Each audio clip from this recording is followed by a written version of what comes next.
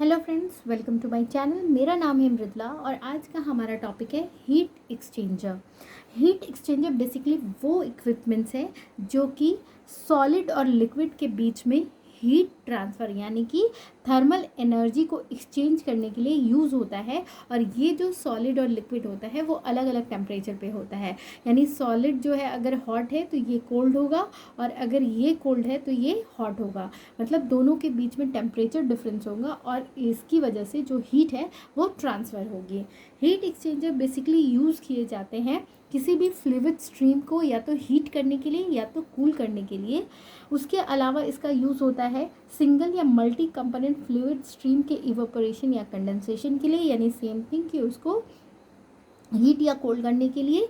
जो हीट होती है उसको रिकवर या रिजेक्ट करने के लिए यूज़ होती है। साथ ही स्टेरिलाइजेशन में यूज़ होता है, पास्चराइजेशन में यूज़ होता है, फ्रैक्शन जब किया जा रहा होता है मतलब कि सेपरेट किया जाता है तो उस टाइम यूज़ करते हैं, या फिर कॉन्सेंट्रेट किया जाए किसी भी लिक्विड को तो उस सेंस में यूज़ होता है, या फिर क्रिस्टलाइजेशन यानी कि जो भी सॉलिड से उसके क्रिस्टल्स फॉर्म करने हो तो उसके लिए यूज़ किया जाता है।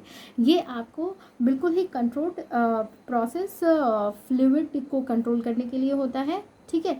अगर हम different type of heat exchangers की बात करें तो आता है shell and tube heater, multi pass heater, two pass floating head heater और प्लेट हीट एक्सचेंजर।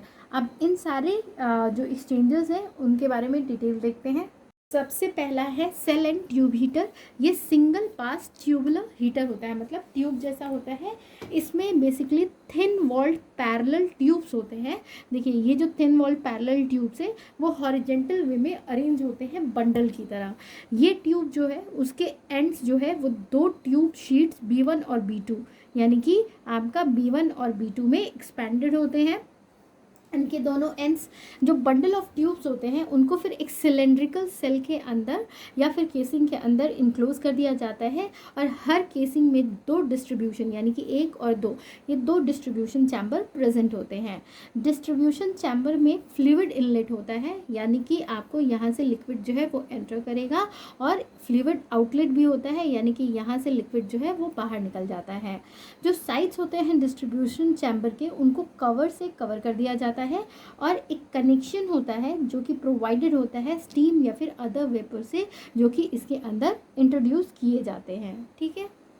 इसके अलावा जो नॉन कंडेंसेबल वेपर्स होते हैं या फिर कंडेंस वेपर्स होते हैं उनको बाहर निकलने के लिए भी इसमें आपको जो है प्रोविजंस मेंटेन होते हैं।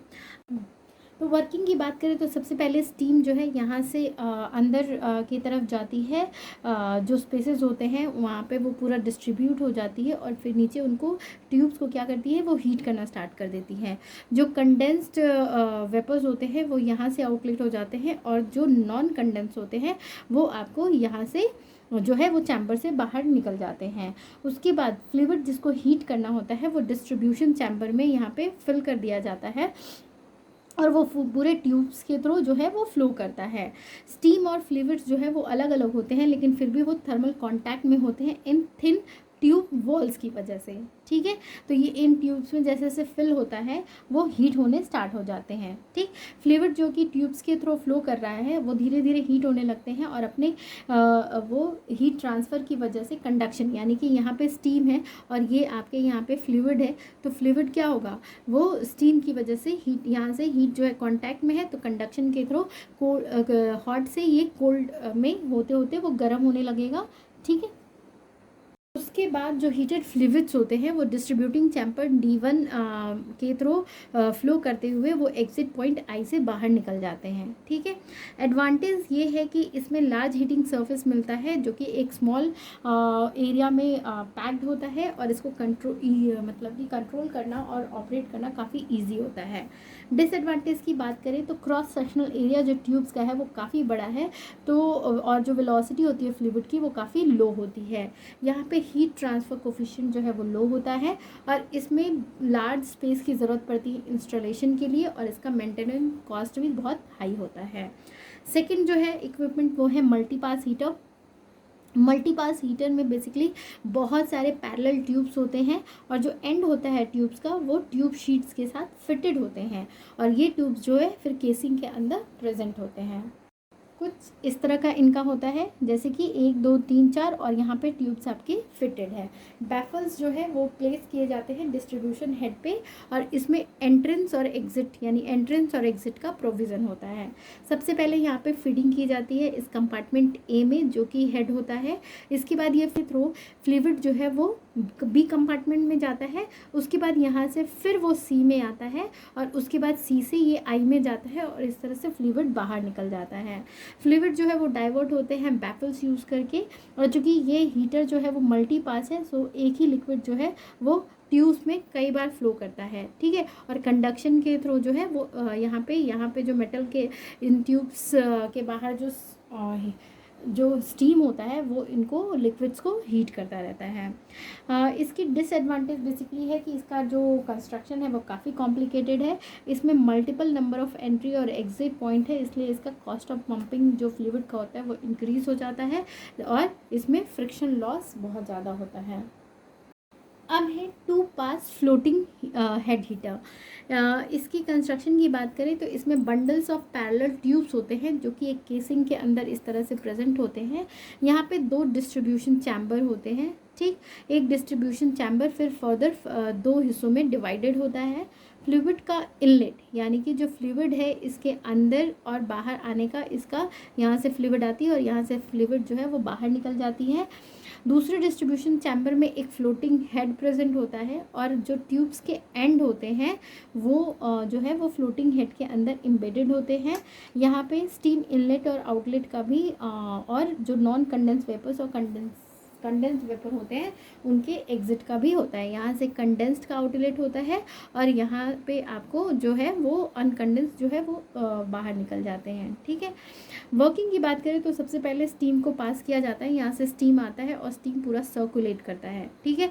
सर्कुलेट करने की वजह से जो है पूरा वो कुछ लिक्विड जो है वो आपके कंडेंस हो जाते हैं, और कुछ अनकंडेंस्ड रहते हैं, तो वो अपने अपने आउटलेट के थ्रू निकल जाते हैं। उसके बाद जिस भी फ्लूइड को हीट करना होता है उसको इंट्रोड्यूस किया जाता है पार्टीशन चैम्बर के थ्रू, और वहाँ से जो फ्लूइड है वो फ्लोटिंग हेड तक जाता है, और वहाँ से जो फ्लूइड का डायरेक्शन है वो चेंज हो जाता है, और फ्लूइड जो है वो दूसरे साइड में एंटर करता है डिस्ट्रीब्यूशन चैम्बर का जो पार्टीशन है उसके दूसरे साइड में, और हीटेड ट्यूब्स की वजह से हॉट लिक्विड जो है वो फाइनली आउटलेट के थ्रू बाहर निकल जाता है। नेक्स्ट है आपका प्लेट हीट एक्सचेंजर। ये जो है बेसिकली 2 फ्लूइड्स को इसमें जैसे ट्रांसफ़र हो रहे हैं, मतलब 2, एक इनलेट होता है एक आउटलेट होता है, इसके थ्रू जो है वो हीटिंग कॉज होती है, ठीक है। और इसमें एडजेसेंट चैनल यूज़ किए जाते हैं कॉरुगेशन के। कंस्ट्रक्शन देखते हैं तो क्लियर होगा। इसमें बेसिकली थिन कॉरुगेटेड प्लेट्स होते हैं जिनकी जो थिकनेस है 0.5 mm होती है, और बेंडेड होते हैं 1 to 2 mm तक, ठीक। जो थिन कॉरुगेटेड प्लेट्स होते हैं उनको एक फ्रेम में असेंबल किया जाता है, और प्लेट सैक और कनेक्टर्स के थ्रू उनको सिक्योर किया जाता है। जो क्लोज़र होते हैं स्टैक प्लेट के वो फिर क्लैंप गैस्केट के थ्रू किया जाता है। तो बेसिकली इसमें गैस्केट यूज़ किए जाते हैं प्लेट्स के बीच में, जिससे कि मिक्सिंग ना हो सके फ्लूइड्स की। और यहाँ पे 2 स्ट्रीम्स यानी कि एक तरफ से हॉट तो एक तरफ से कोल्ड, एक तरफ से हॉट तो एक तरफ से कोल्ड, इस तरह से फ्लूइड जो है वो फ्लो करता है।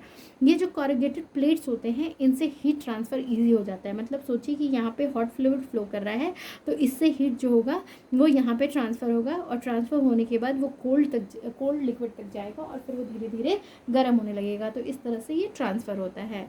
जो इनलेट और आउटलेट होल्स होते हैं प्लेट्स के कॉर्नर में, उसकी वजह से हॉट ये कोल्ड फ्लूइड पास कर रहा है, और अल्टरनेटिवली जो है वो एक्सचेंज हो रहा है। इसलिए प्लेट जो है एक दूसरे से बिल्कुल कनेक्टेड होते हैं एक साइड में, ताकि ये ट्रांसफ़र ईजिली हो सके।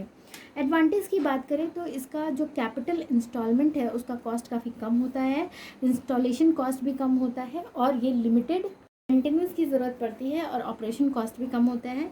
इसमें रिलायबिलिटी बहुत ज़्यादा होती है, और यहाँ पे वियर और करजन के चांसेस कम होते हैं। यहाँ पे एनर्जी लेस कंज्यूम होती है, और काफ़ी इफ़ेक्टिव होता है। क्लीनिंग में भी इसको काफ़ी मुश्किल नहीं आती है। इसकी कैपेसिटी को ईज़िली एक्सपेंड किया जा सकता है। डिसएडवांटेज की बात करें तो इसमें पुअर सीलिंग की वजह से लीकेज हो सकता है, हाई टेम्परेचर या प्रेशर पे इसे यूज़ नहीं कर सकते, स्मॉल फ्लो पाथ होता है इसीलिए gas to gas heat exchangers के लिए सूटेबल नहीं होता है, और इसमें फ्लो रेजिस्टेंस जो है वो काफ़ी होता है सेल और ट्यूब के कंपैरेटिव। एप्लीकेशन की बात करें तो ये आपको प्रोसेस हीटिंग कूलिंग के लिए यूज़ होता है, आपको क्रायोजेनिक एप्लीकेशन के लिए, डोमेस्टिक वाटर हीटर के रूप में ये आइडियल है, या फिर फेज चेंज एप्लीकेशन के लिए ये यूज़ होता है। तो ये था अबाउट आपका हीट एक्सचेंजर। अगर आपको मेरा ये वीडियो पसंद आए तो प्लीज़ इसे लाइक शेयर कमेंट करें। Thank you for watching.